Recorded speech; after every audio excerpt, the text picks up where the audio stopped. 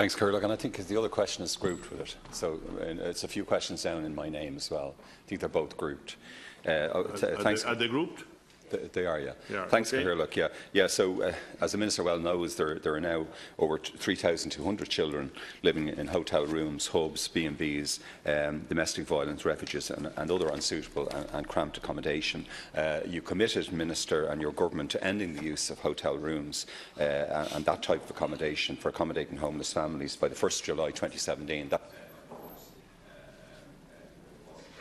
was missed. Although some families were moved into hubs, and I think there's 690 families still in hotel rooms. So I just want to know have you carried out any studies in relation to the physical and mental health impacts on these children, and if there's any follow-up when hopefully at long last they receive permanent accommodation, and what weekly actions would you be taking in order to protect and care for the welfare of those children? For example, have you visited any of the hotels or the hubs in question?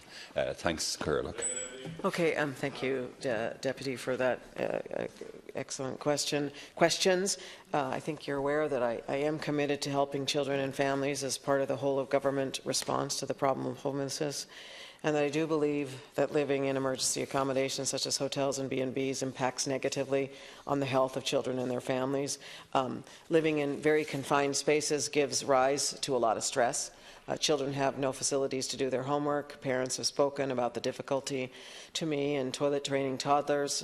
My department co-funded a study on food access and nutritional health among families living in hotel accommodation. It did not make for pleasant reading, but absolutely confirmed that this type of accommodation is not conducive to healthy children and healthy families. We are trying to find a solution which, in the medium term, provides an environment where children and families can live in a less stressed and a less cramped environment.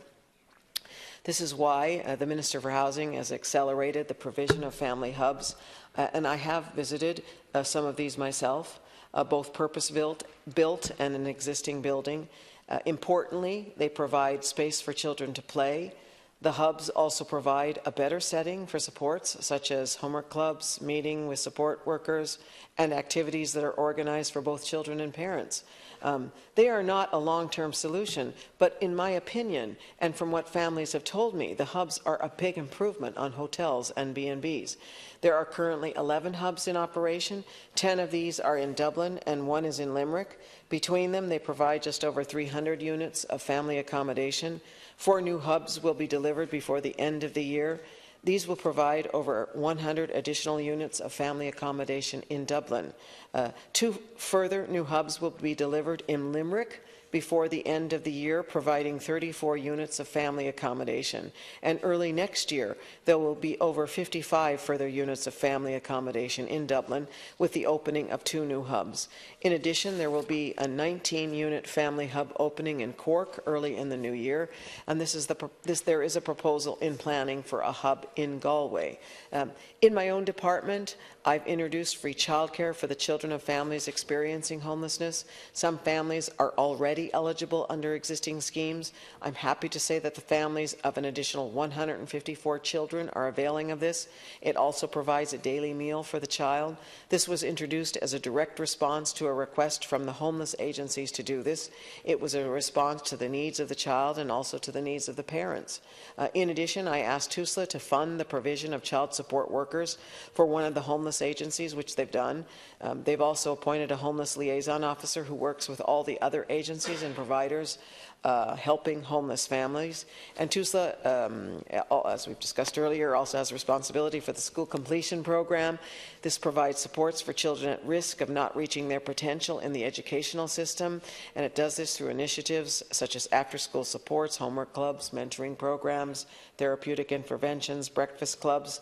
And in response to the homeless crises, all of these programs now engage with schools on an ongoing basis, not just at the start of the year, so that children who become homeless during the course of the year are provided with support from the school completion program.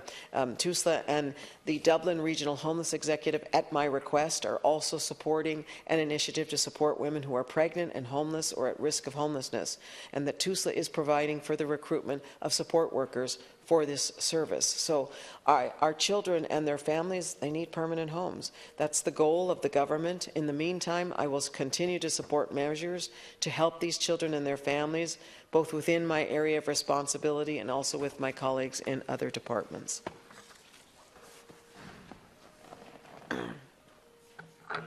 Thanks, Caherla. Yeah, thanks, Caherla, and I thank the Minister for her answer. In relation to the study you mentioned about food access and nutrition, will that actually be published, or will it be available to deputies? Obviously, earlier today and later on today, we're talking about accountability of ministers and accountability, of this House. Now, it seems to me, after the last 3 or 4 years of watching, homeless families ending up in hotel rooms and latterly even in hubs, that ministers will be held accountable in future Dáils, at least, and maybe future tribunals and so on about this whole area. So obviously, I think it's something the minister needs to give, daily attention to. And the reports that I would have from my own personal experience, families have warned us of longer-term physical and mental health impacts on children without cooking facilities, without space to crawl or to learn to walk. Missed visits from public health nurse and so on.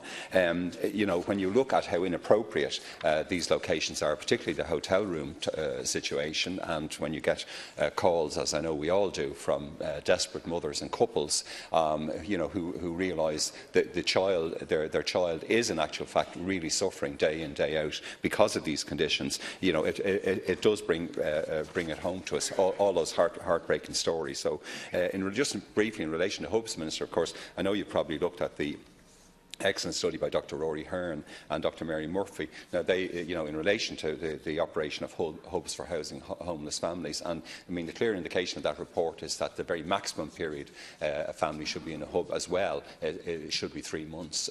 So it is a desperate situation, I think, for the families who are suffering. I represent people who are in this situation for 2 years plus, and we do need a very strong response from your department as well as the Department of Housing. Antara. Thank you, Deputy. And absolutely correct. Yes, ministers should be and are being held accountable, and I appreciate these questions. I think you've raised some of them with me before. I think in relation to specifically the question in terms of looking at the mental health and well-being, and maybe whether studying that or researching it. I suppose, I agree with the issues that you've identified, that it is not good. It doesn't appear to be it is not a good thing for the mental health and well-being of young children to be in B&Bs, in emergency accommodation. I have seen that myself as well in terms of going around. I think my initial response and my continued response then was, in the context of my own department anyhow, to find ways to mitigate the impact of the difficulties that children and young people would be experiencing in that context. And I've identified some of those things that I have done, and I've identified early on, having consulted with the agencies in order to what would help if they are in that context. And you're absolutely right. We didn't meet that deadline that was originally set. As part of the process towards meeting the deadline, there were establishment of family hubs. I have been in a couple of them.